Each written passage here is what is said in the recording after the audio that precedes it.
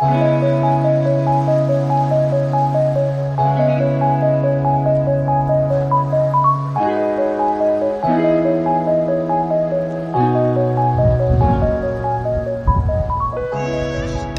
there, let's talk a bit about the Audi A4.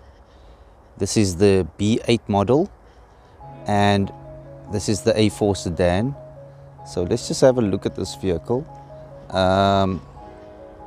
A4 sedan, for me, arguably this shape is probably the best value for money that you will receive in the market of used vehicles today.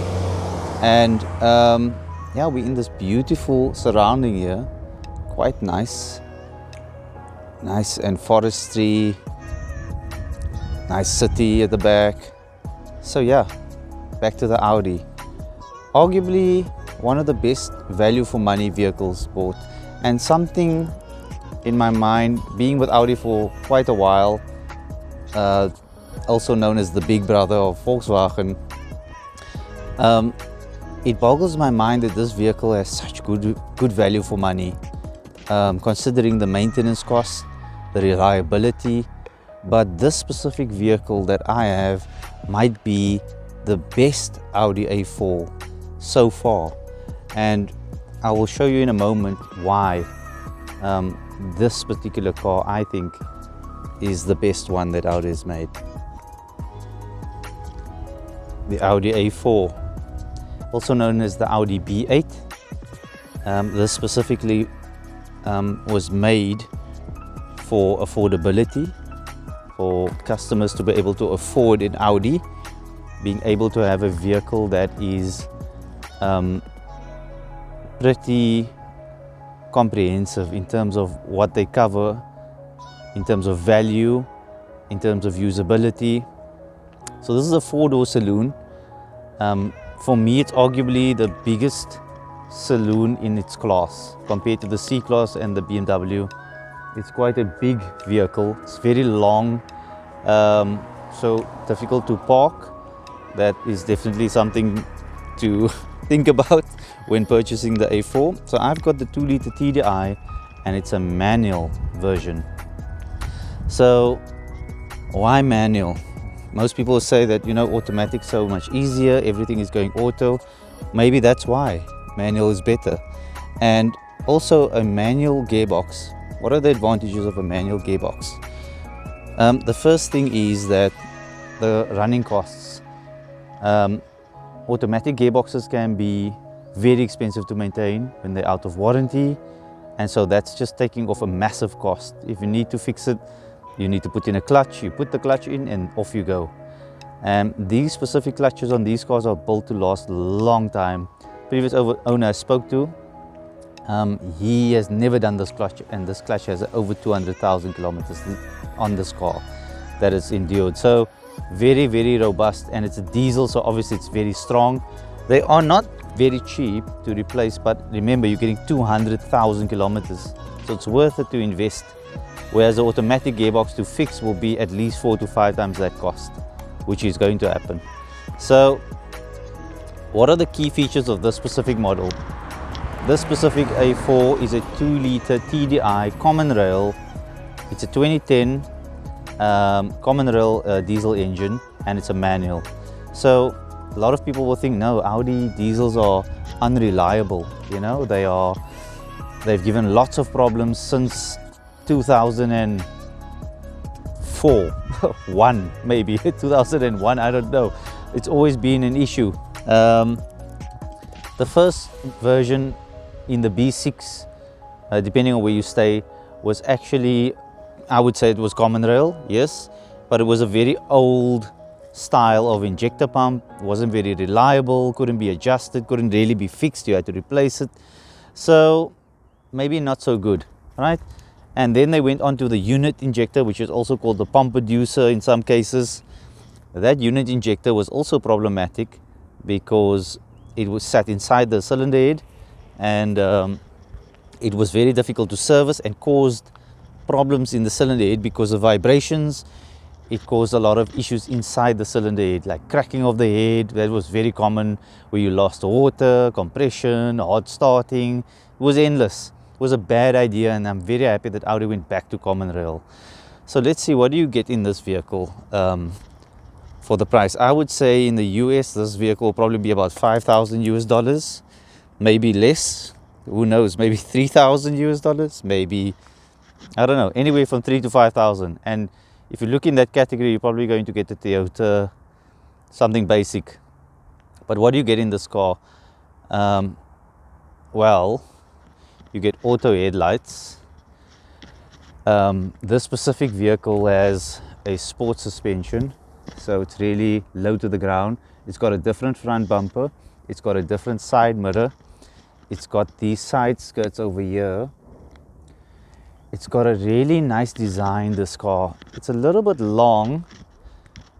If you see the vehicle from the side, it looks a little bit on the long side. So, like I said, compared to other vehicles in this class, it's quite a long vehicle.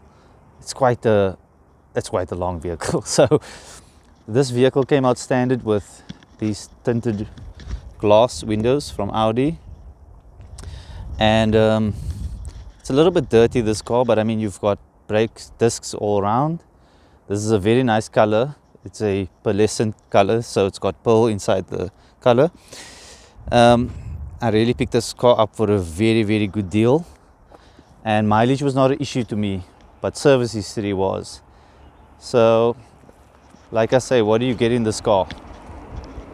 Well, let's have a look. It's a little bit, you know, this is a real car. This is not a YouTube car that I stripped out and prepped. This is a car as you see it, right? I'm being realistic here. Look at this leather. This leather has gone through over 200,000. And you won't see a single crack on this leather. I think Audi overcompensated with this leather.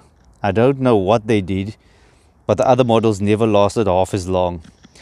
This is the passenger seat. So this one is very well maintained. As you can see, there's no scratches, nothing's broken, but it is very robust. There you have the door panel with your electric window. Let's go to the back. I've got a bit of gear here, so I'm just going to get it out of the way. But as you can see there, you have a beautiful seat. And it takes so much, it's so strong, this leather of these cars, this particular model. Very nice cabin, massive space at the back. I mean, you can fit 4 tall people in the back here. You've got your reading lights. And then inside here, in the middle of the back seat, you've got your center armrest, if you feel like it. You've got a 12-volt port there, and you've got an ashtray. There's no cup holders on here, but you do get versions with a aircon 4-zone here. And if you look inside here, there should be a medical pack. So you're getting a lot of things in this car. I need to really push that in. It clips in very tight. The boot space is humongous. I'm not really going to open it right now because it's got a lot of junk in the trunk. But overall, let's go look at the driver's side as well. So you'll see most of your wear on any vehicles on the driver's side. So opening the driver's side, you can see this door panel is in a very nice condition. This isn't cracked and broken. If you look at the seat, yeah, it's a little bit of wear compared to the other one. But I mean, there isn't a single crack here. It's got the little crease lines, but this leather is so strong and so thick. It takes quite a punch. It takes quite a punch. And you have you can jack the seat up, you can jack the seat down, so you can adjust it there. Generally a very nice car to drive. So how does it drive? Okay, so in the 2-liter TDI, what do we get? We get stop start, which is really great if your robots take a long time to change. We have electronic handbrake. We have a full climate control system over here.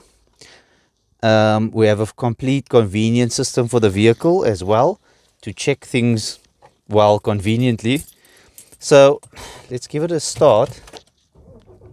That's your start. Very quiet for the diesel. Very, very quiet. Let me just get that radio off. Very, very quiet for the diesel. Surprisingly, that was the first thing that stole my heart. Was it's so quiet, you know. It's such a quiet diesel. And you know, when you tell people I'm buying a diesel, they're like, oh, you're going to buy a truck, you know, that's what it used to be. But diesels have become relatively quiet, and the first place I saw diesels getting quiet was when they started to make them in bigger engines, especially 6 cylinders, a lot more quiet. So the 4 cylinders they finally got there. I mean, I'm going to be quiet for a second and then you tell me if you can really hear this engine. It's not that loud. It's really not that loud.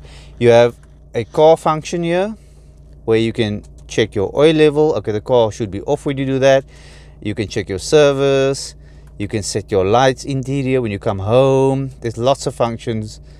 Your windows you can set if you want them to open with the remote.